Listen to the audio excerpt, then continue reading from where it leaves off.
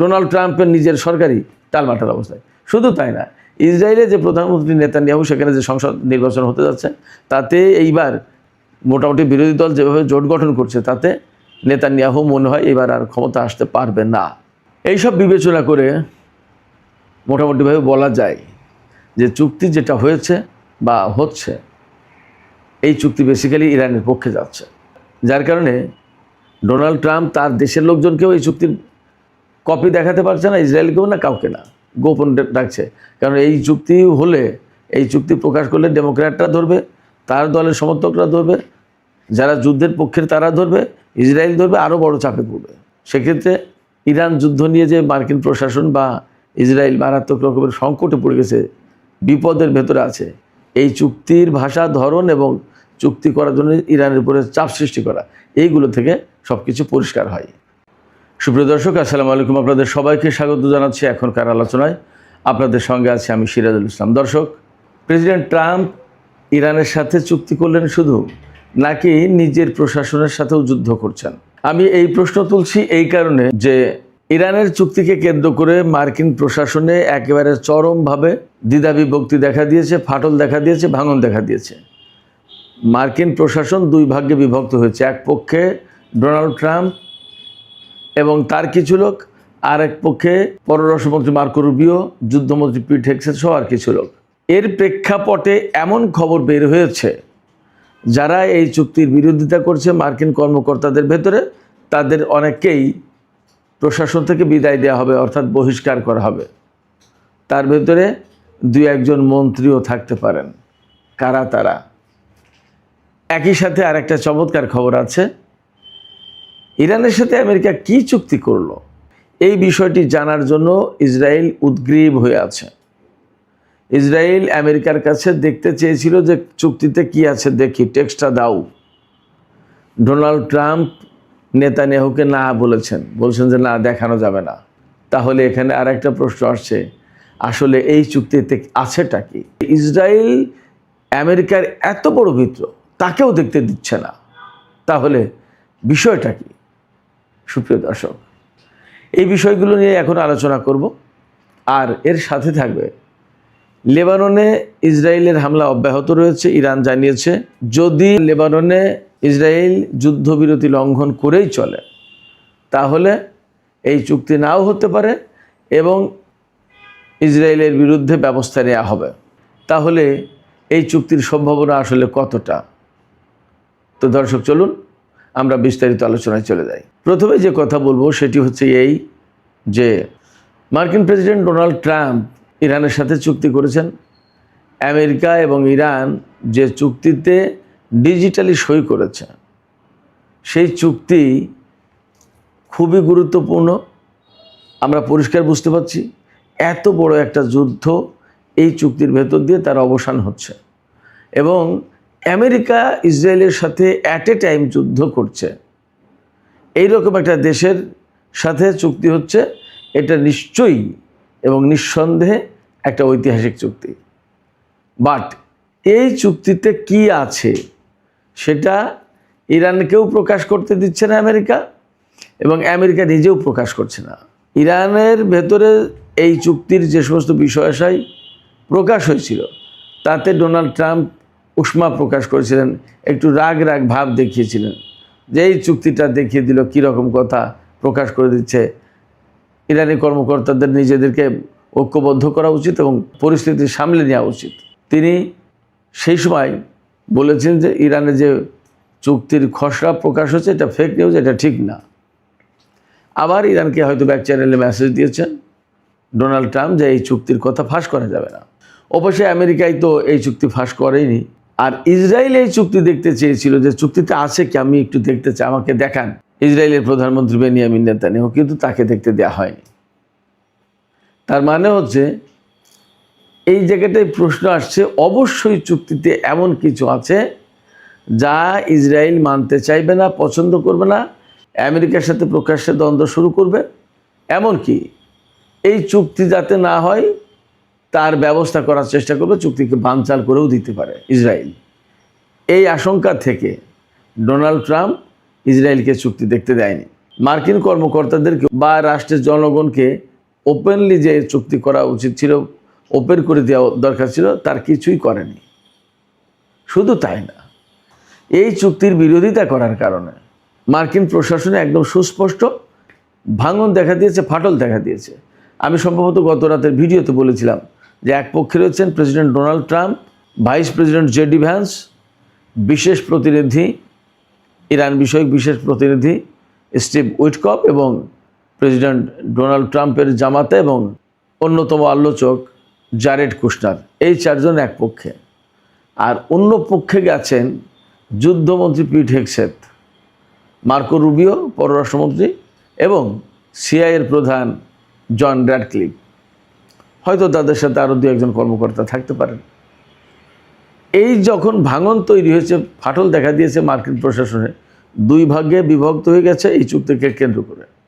Marco Rubio, পিট Hegseth এবং জন Radcliffe, CIA প্রধান, তারা বলছেন যে এই চুক্তি করলে ইরান ভবিষ্যতে কিছু কিছু বিষয় মানবে না, ইরান এই পরমাণু ক্ষেত্রে তার ওয়াদা পালন করবে না, এই চুক্তি করে লাভ হবে না, এই চুক্তি করে আসল সমস্যার সমাধান হচ্ছে না, বরং ইরানের বিরুদ্ধে যুদ্ধ করা উচিত। আর জেডি ভ্যান্স, ডোনাল্ড ট্রাম্প বা উইটকফ, জারেড কুশনার, তারা বলছে যে না, কূটনীতিকে সুযোগ দেওয়া দরকার, কূটনৈতিক প্রক্রিয়ায় চলমান সমস্যার সমাধান করতে হবে। এটা নিয়ে আলোচনা আমি যেভাবে খুব সহজ ভাষায়, সুন্দর ভাষায় বললাম, সম্ভবত ব্যাপারটা এই পর্যায়ে নেই। এই পর্যায়ে না থাকার কারণে এখন ডোনাল্ড ট্রাম্প মার্কিন প্রশাসনের কিছু কিছু লোকজনকে সরিয়ে দিতে চাইছেন। এমনকি একজন মন্ত্রীকেও সরিয়ে দেবেন বলে কথা বের হয়েছে। এই মন্ত্রী কে? এই মন্ত্রী হচ্ছেন যুদ্ধমন্ত্রী পিট হেগসেথ।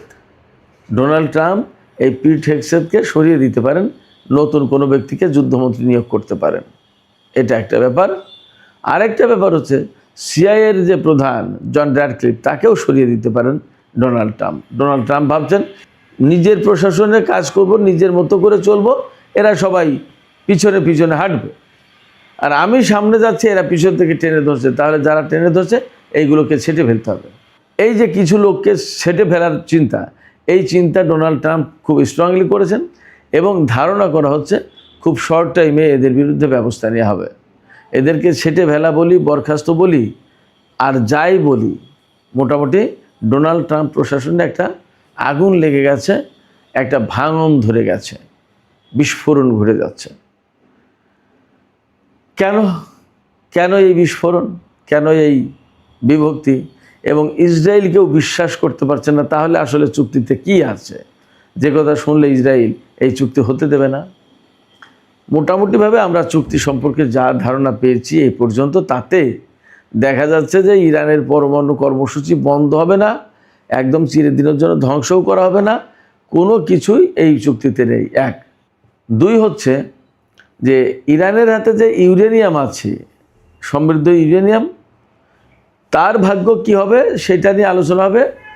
এই প্রথম সমঝোতা শুক্রবারে সই হওয়ার পরে দ্বিতীয় পর্যায়ের যে আলোচনা হবে, সেখানে সমৃদ্ধ ইউরেনিয়ামের ভাগ্য কি হবে, সেটা ধ্বংস করা হবে, আমেরিকাকে দেওয়া হবে, নাকি অন্য কোনো দেশে পাঠানো হবে, নাকি ইরানের মাটিতে ধ্বংস করা হবে, কী করা হবে, সেই ভাগ্য ঠিক করা হবে। আর ইরান ইউরেনিয়াম সমৃদ্ধ করতে পারবে কি পারবে না তা নিয়ে আলোচনা হবে, কিন্তু পরমাণু কর্মসূচি একদম বন্ধ করে দেবে এইরকম কোনো আলোচনা হবে না, এটা এজেন্ডায় নেই।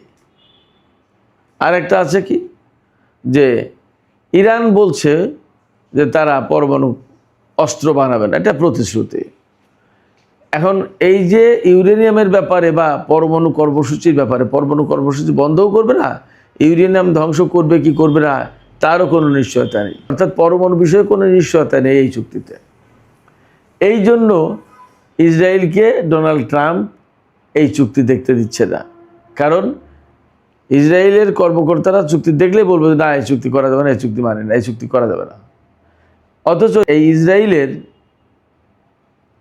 চাপে বা উস্কানিতে বা ফুসলানিতে ডোনাল্ড ট্রাম্প কিন্তু ইরানের বিরুদ্ধে যুদ্ধ করতে এসেছিলেন। এখন সেই ইসরায়েলকে আর বিশ্বাস করছেন না, ভরসা করছেন না। কারণ কি? কারণ হচ্ছে ডোনাল্ড ট্রাম্প দেখেছেন বা মার্কিন কর্মকর্তারা দেখেছেন ইসরায়েলের হয়ে যুদ্ধ করতে এসে কী রকমের ক্ষয়ক্ষতির মুখে পড়েছে আমেরিকা। পাশাপাশি ইরানকে হারানো যাচ্ছে না, বরং ইরান দিন দিন শক্তিশালী হয়ে উঠছে, হরমুজ প্রণালী বন্ধ করে দিয়েছে, আর সারা বিশ্বের জনমত ইরানের পক্ষে চলে গেছে। এই অজনপ্রিয় যুদ্ধে জেতা যাবে না, এটা ডোনাল্ড ট্রাম্প ভালোভাবে বুঝতে পেরেছেন। সেক্ষেত্রে এই যুদ্ধ থেকে কত দ্রুত বের হয়ে যাওয়া যায় সেটাই এখন খুঁজে বের করার চেষ্টা করছেন ডোনাল্ড ট্রাম্প। কিন্তু ইসরায়েলের লক্ষ্য হচ্ছে আমেরিকাকে দিয়ে ইরানের সরকার পরিবর্তন করবে, পরমাণু কর্মসূচি ধ্বংস করবে, আরও যা যা করার তা সব আমেরিকাকে দিয়ে করিয়ে দেবে। তার মানে আমেরিকাকে এখানে ইসরায়েলের পক্ষে যুদ্ধ করতে হবে। এই বিষয়টা আমেরিকা আসলে চাইছে না, যার কারণে ইসরায়েলকেও দেখাতে চাইছে না এই চুক্তি। পাশাপাশি যারা এই চুক্তির বিরোধিতা করছে তাদেরকে মিস্টার ট্রাম্প উইল ফায়ার দেন, তাদেরকে তিনি ফায়ার করবেন, বরখাস্ত করবেন, সরিয়ে দেবেন। তার মানে এই ইরানের সাথে যুদ্ধ করতে এসে এতদিন তো যুদ্ধে সেনারা ক্ষতিগ্রস্ত হয়েছে, মার্কিন সামরিক ঘাঁটি, মার্কিন সামরিক প্রতিরক্ষা সরঞ্জাম ইত্যাদি ইত্যাদি ক্ষতিগ্রস্ত হয়েছে বা ধ্বংস হয়েছে। এখন খোদ ডোনাল্ড ট্রাম্পের সরকারের টালমাটাল সৃষ্টি হয়েছে, যেখানে ট্রাম্প এবং ইসরায়েল মিলে ইরানের সরকারকে উৎখাত করে দেওয়ার একটা টার্গেট দিয়েছিল এবং বহু হত্যাকাণ্ড ঘটিয়েছে। সেই জায়গায় এখন ডোনাল্ড ট্রাম্পের নিজের সরকারই টালমাটাল অবস্থায়। শুধু তাই না, ইসরায়েলে যে প্রধানমন্ত্রী নেতানিয়াহু সেখানে যে সংসদ নির্বাচন হতে যাচ্ছে, তাতে এইবার মোটামুটি বিরোধী দল যেভাবে জোট গঠন করছে, তাতে নেতানিয়াহু মনে হয় এবার আর ক্ষমতা আসতে পারবে না। এইসব বিবেচনা করে মোটামুটিভাবে বলা যায় যে চুক্তি যেটা হয়েছে বা হচ্ছে, এই চুক্তি বেসিক্যালি ইরানের পক্ষে যাচ্ছে। যার কারণে ডোনাল্ড ট্রাম্প তার দেশের লোকজনকেও এই চুক্তির কপি দেখাতে পারছে না, ইসরায়েলকেও না, কাউকে না, গোপন ডাকছে। কারণ এই চুক্তি হলে, এই চুক্তি প্রকাশ করলে ডেমোক্র্যাটরা ধরবে, তার দলের সমর্থকরা ধরবে, যারা যুদ্ধের পক্ষের তারা ধরবে, ইসরায়েল ধরবে, আরও বড় চাপে পড়বে। সেক্ষেত্রে ইরান যুদ্ধ নিয়ে যে মার্কিন প্রশাসন বা ইসরায়েল মারাত্মক রকমের সংকটে পড়ে গেছে, বিপদের ভেতরে আছে, এই চুক্তির ভাষা, ধরন এবং চুক্তি করার জন্য ইরানের উপরে চাপ সৃষ্টি করা, এইগুলো থেকে সব কিছু পরিষ্কার হয়।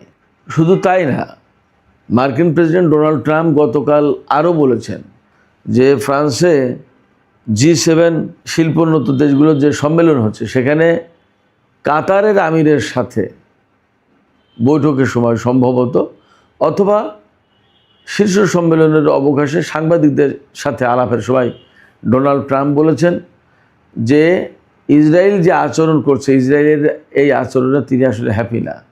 আসলে ডোনাল্ড ট্রাম্পের ব্যাপারটা কি, ডোনাল্ড ট্রাম্প কিন্তু যে ধরনের মন মানসিকতার লোক, তাতে উনার কর্তৃত্ব থাকবে সব জায়গায়, উনি মাতব্বর, উনি বস, আর সেখানে কারো ভাগিদার থাকবে না। তো যখন এই যুদ্ধ করছে, যখন এই চুক্তি করছে, সমস্ত সব কিছুতে মূল মাতব্বরই ডোনাল্ড ট্রাম্পের, এইটাই হলো আসল কথা। এখানে নেতানিয়াহু এসে যদি বারবার যদি তাকে ডিকটেট করে যে মিস্টার ট্রাম্প আপনি এইটা করেন, ওইটা করেন, এই করা উচিত হবে না, ওই করা উচিত হবে না, এইরকম করেন, ওই রকম করেন, তাহলে ডোনাল্ড ট্রাম্প বাস্তবতা হচ্ছে বিরক্ত হচ্ছেন। তিনি ভাবছেন, আরে আমি আমার কাজ করবো, আমি হলাম বিশ্বের 1 নম্বর শক্তিশালী, এখানে ইসরায়েলের প্রধানমন্ত্রী এসে আমাকে ডিকটেট করে, হোয়াট ইজ দিস? এই যে ইসরায়েলের ডিকটেশনের ব্যাপার, এই ডিকটেশনের যে আচরণটা, তিনি বলছেন যে এই ইসরায়েলের এই আচরণ, ইসরায়েলের প্রধানমন্ত্রী নেতানিয়াহুর এই আচরণ আমার পছন্দ হয়নি। শুধু তাই না, হিজবুল্লাহর বিরুদ্ধে ইসরায়েল অনেক দিন ধরে, লম্বা সময়, দীর্ঘ সময় ধরে যুদ্ধ করছে এবং বহু মানুষ মারা গেছে। ডোনাল্ড ট্রাম্প এই কথাও বলছেন যে এইটাও ঠিক হয়নি, এটা আমি পছন্দ করছি না, যে নেতানিয়াহু এতদিন ধরে হিজবুল্লাহর বিরুদ্ধে যুদ্ধ করবে এবং তাদের নারী শিশু থেকে শুরু করে সাধারণ মানুষজন মারবে, এটা আমি পছন্দ করছি না। বরং নেতানিয়াহু একটা কাজ করতে পারত, যে সিরিয়ায় যে জুলানি সরকার, আল সারা বলা হয় তাকে, এই জুলানিকে দিয়ে ইসরায়েল লেবাননে হিজবুল্লাহর বিরুদ্ধে যুদ্ধ করাতে পারতো বা তাদের বিরুদ্ধে কিছু ব্যবস্থা নিতে পারতো। এই কিছু ব্যবস্থা বলতে হয়তো সীমান্তে আরও বেশি কঠোর নিয়ন্ত্রণ আরোপ, তারপরে সীমান্ত দিয়ে অস্ত্র যাতে না যায় হিজবুল্লাহর হাতে, এই সমস্ত বিষয় সে বলছে। তার মানে সিরিয়াকে লেবাননের বিষয়টা হ্যান্ডেল করতে দিতে আগ্রহী ডোনাল্ড ট্রাম্প, এটা বোঝা যায়।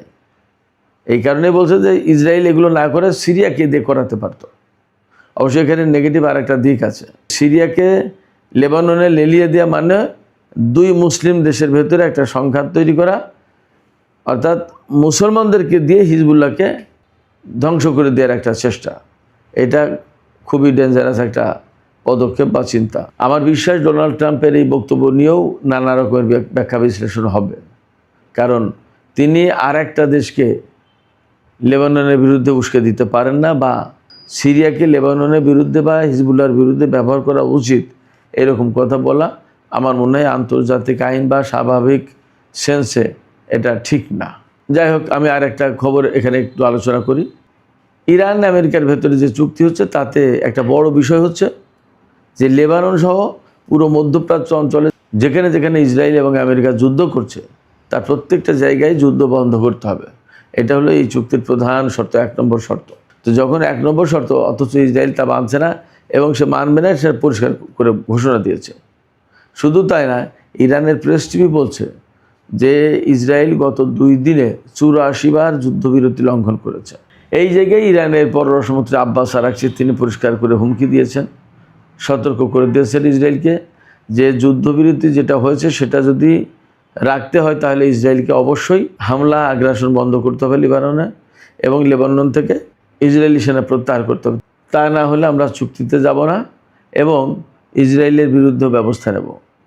এখন ইসরায়েল কিন্তু এই চুক্তির বানচালের চেষ্টা করছে।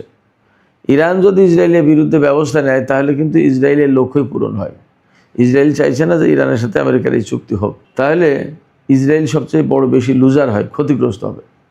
সেই কারণে তারা এই চুক্তি বানচাল করে দিতে চাচ্ছে।